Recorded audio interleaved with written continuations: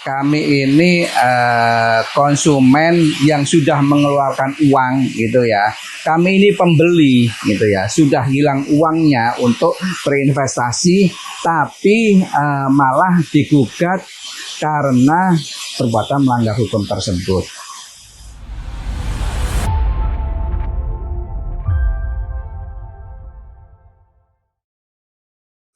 Hujan deras dan dentuman petir mengiringi kisah pahit seorang warga Balikpapan. Di balik wajah tenangnya, Arif Iwan Utama menyimpan luka mendalam. Dana pensiun yang ia kumpulkan selama 22 tahun bekerja lenyap, bukan karena bencana, melainkan diduga akibat investasi tanah kapling yang berujung sengketa. Arif yang mengaku sebagai korban, kini justru harus duduk di kursi tergugat. Inilah pengakuan lengkap Arif Iwan Utama, warga Balikpapan yang berharap masa pensiun tenang, namun justru berhadapan dengan proses hukum yang panjang.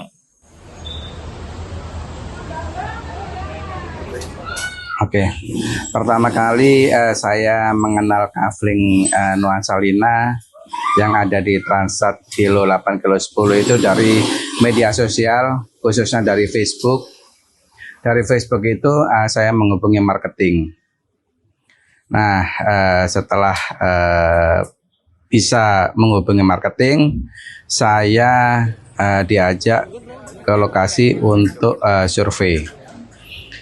Dari beberapa survei di lokasi, saya dijelaskan masalah tanah tersebut gitu ya. Bahwa tanah tersebut itu pada saat pembelian nanti sudah mendapatkan sertifikat atas nama pembeli. Itu yang pertama. Yang kedua, bahwa lokasi tersebut itu dekat sama kota, dekat juga sama tol IKN, dan aman.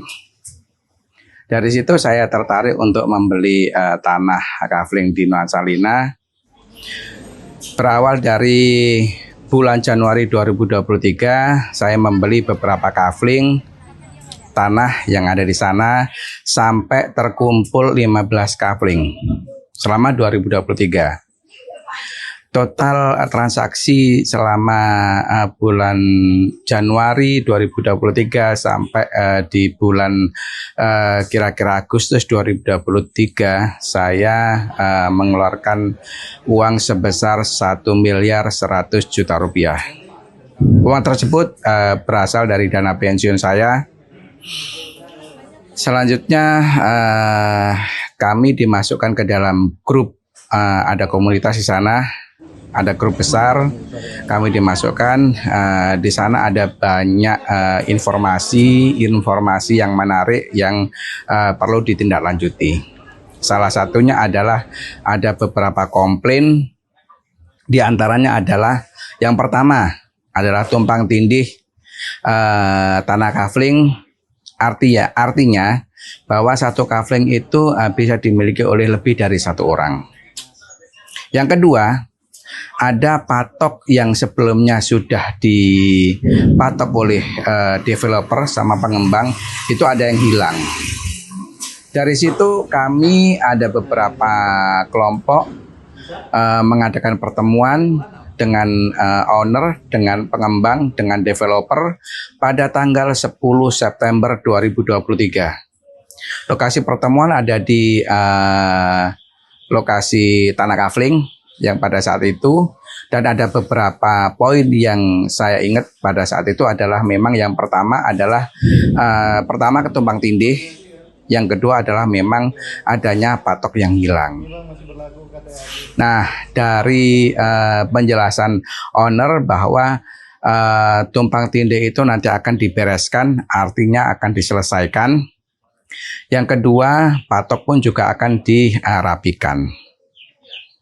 Nah, dari pertemuan tersebut saya berpikir bahwa tanah ini sudah tidak aman lagi. Akhirnya saya melakukan refund beberapa kali. Dari refund itu saya mengalami kendala. Kendalanya adalah pada saat komunikasi dengan owner, dengan pemilik, dengan pengembang, kami kesulitan. Kesulitannya adalah pada saat ditelepon tidak diangkat, pada saat di WA juga tidak dibalas. Nah, solusinya waktu itu saya mendatangi rumahnya. Alamatnya kan ada di PJB. Jadi saya telusuri rumahnya melalui alamat di PJB, akhirnya ketemu dan di rumahnya beliau tidak ada. Saya hanya ditemui oleh penjaganya, disuruh ngisi buku tamu, nanti akan disampaikan ke pemiliknya. Di situ juga saya sempat memfoto ya, isi buku tamu saya kirim bahwa saya mencari beliau. Nah dari situ baru direspon. Dari beberapa kali refund yang saya minta, itu total nilai refund yang sudah dikembalikan oleh owner ke saya itu sekitar Rp327.500.000. Kalau saya hitung-hitung itu pas lunas untuk 5 kafling. Jadi masih ada sisa 10 kafling dan saya hitung nilainya Rp772.500.000. Nah, pada saat saya tetap minta refund lagi, kami ada pertemuan lagi pada tanggal 27 April 2025. Ada 10 orang yang mendatangi kediaman beliau untuk minta refund dan dijanjikannya adalah disuruh nulis setiap minggu siapa yang akan dilunasi refundnya. Karena nilai saya yang sangat besar sekali, saya mengalah. Dengan kondisi saya nulis pada tanggal 30 Juni 2025, refund saya dilunasi. Tapi setelah lewatnya waktu tanggal 30 Juni 2025, pengembang developer pun juga tidak melunasi refund dan mohon maaf mengingkari janjinya. Dari April 2025 akhirnya kami mengadakan pertemuan lagi sekitar 40 orangan. Itu tepatnya pada tanggal 5 Juli 2025. Kami mengadakan pertemuan di kediaman beliau dan beliau membuat surat pernyataan bahwa akan melunasi konsumen-konsumen yang datang pada tanggal 5 Juli 2005. Lunasnya di bulan November 2025. Karena tidak menyebut tanggal pada saat surat pernyataan tersebut, kami masih bertekad baik. Kami ambil amannya tanggal 30 November 2025. Sebelum tanggal 30 November 2025, kami mengadakan pertemuan tanggal 16 November 2025. Hanya saja pengembang developer tidak ada di tempat karena alasannya pada saat itu adalah keluar kota, informasinya ke Sangatta untuk cari pendana. Kami dijanjikan ketemu pada tanggal 23 November 2025.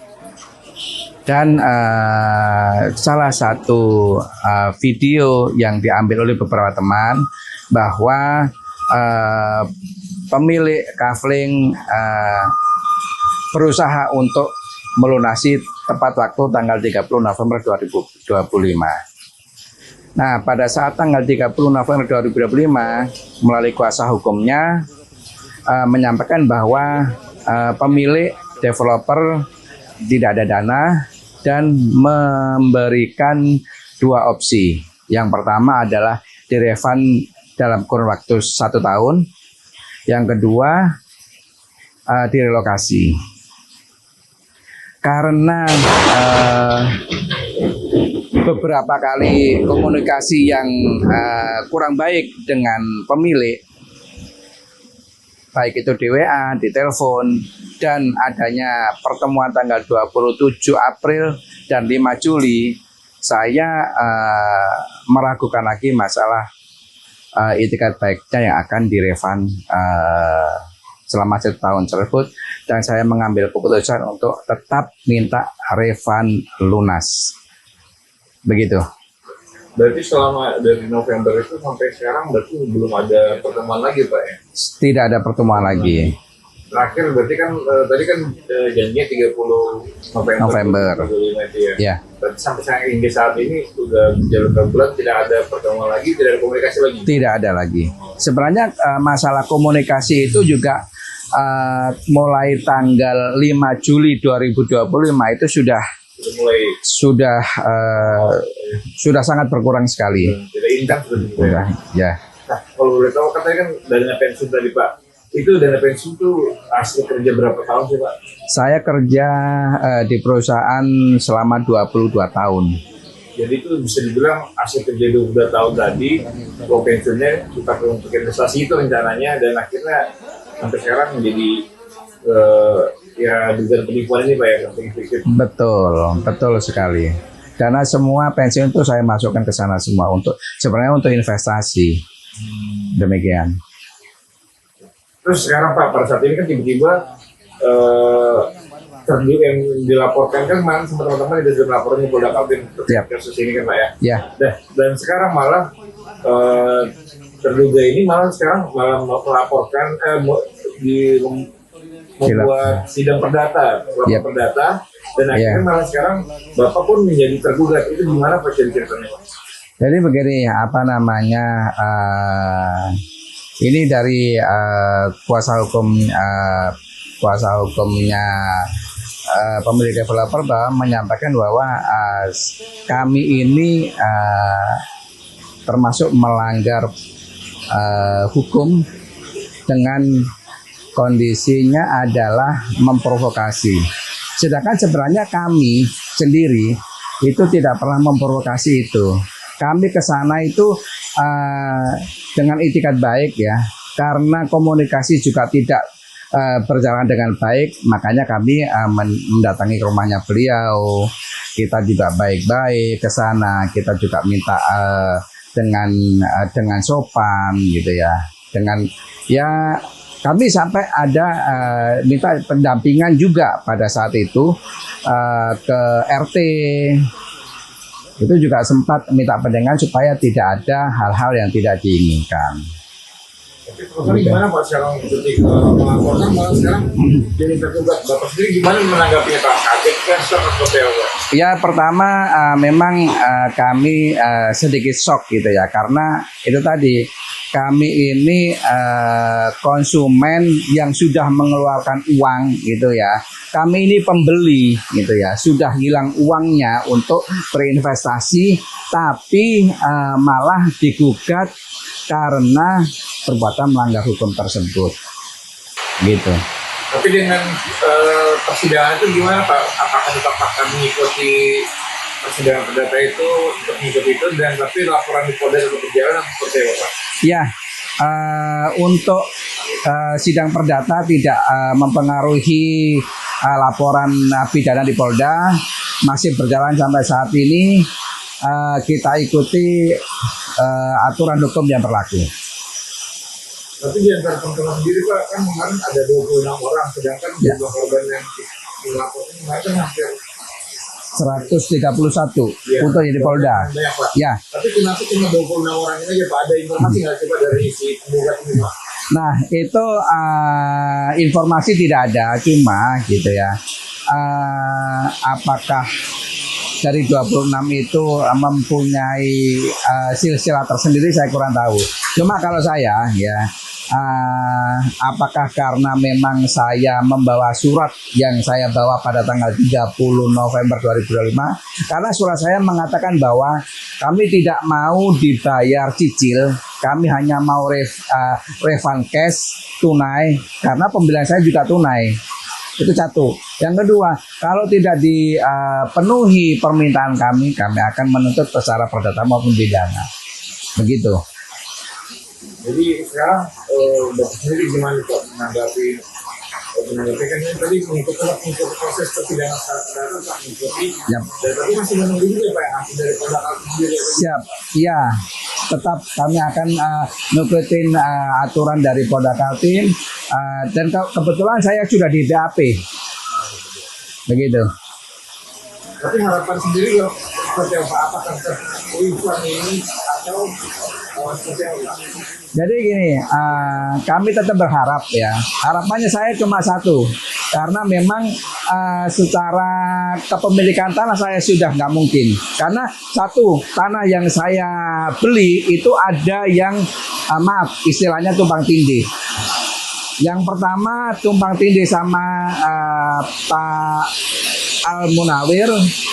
Yang kedua sama saya lupa namanya. Itu ada itu memang di daftar list tumpang tindih itu sudah ada. Itu yang pertama. Makanya saya mengambil kesimpulan bahwa untuk memiliki lahan tersebut sangat sulit sekali.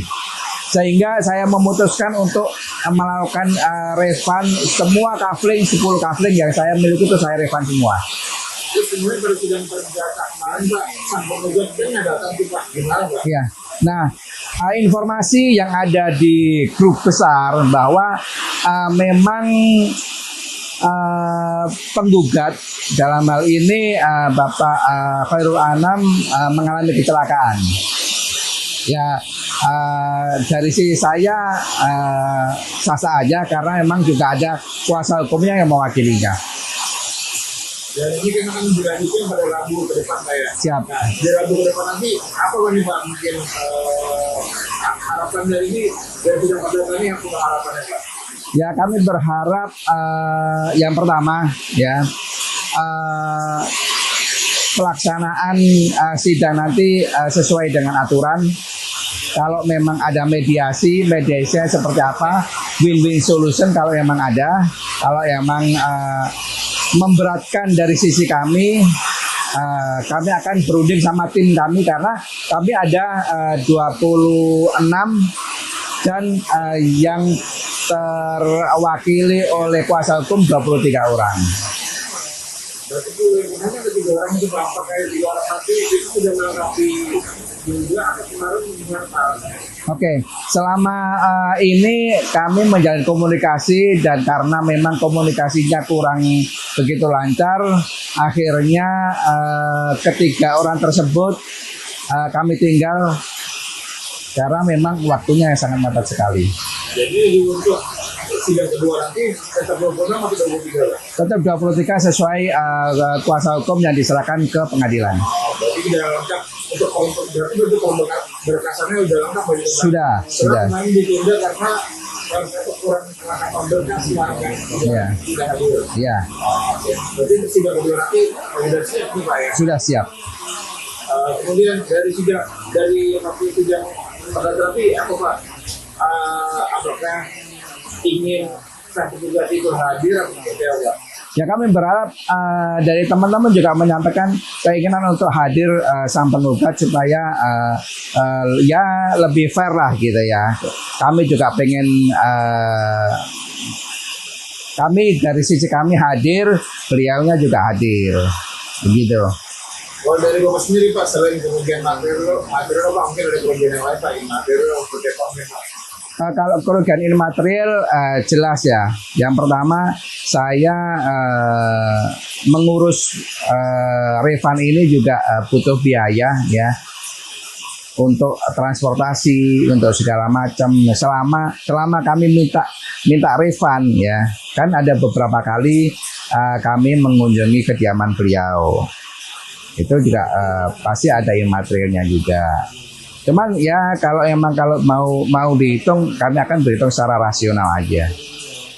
Tapi dari sisi keluarga bagaimana Pak dengan adanya kasus yang menimpa Bapak ini, dari pihak keluarga gimana Pak tanggapannya? Jadi pada saat pembelian tanah kafling itu memang ada atas nama saya, atas nama istri saya, ada atas nama anak saya nomor 1 dan atas nama anak saya nomor 2. Jadi kondisi ini keempat-empatnya ini turut tergugat di Pengadilan Negeri Balikpapan.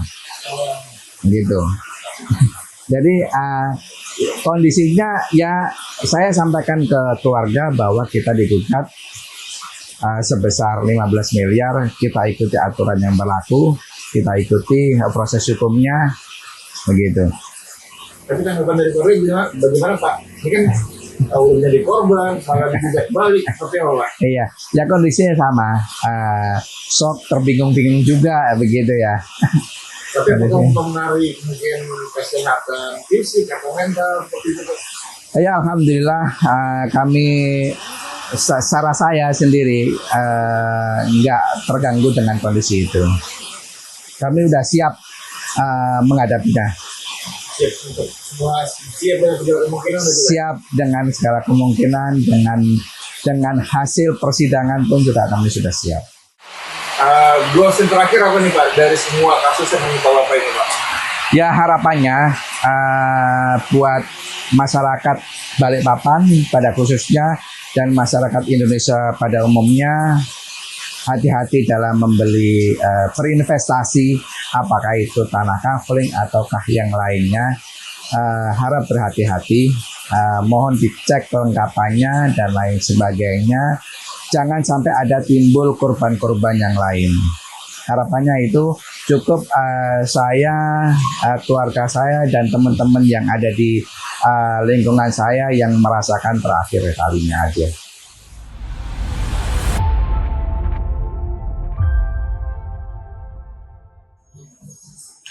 Hingga kini, Arif masih menunggu keadilan. Sebagian dana memang telah kembali, namun ratusan juta rupiah lainnya belum jelas nasibnya. Di tengah upaya menuntut hak, ia dan keluarganya justru menghadapi gugatan perdata bernilai miliaran rupiah. Kisah Arif menjadi pengingat bahwa di balik janji manis investasi, risiko hukum dan kerugian besar bisa mengintai siapa saja. Ia pun berharap tidak ada lagi korban serupa di kota Balikpapan, maupun di seluruh Indonesia. Saya, Dwi Ardianto, reporter tribunkaltim.co. Download Tribun X sekarang, menghadirkan lokal menjadi Indonesia.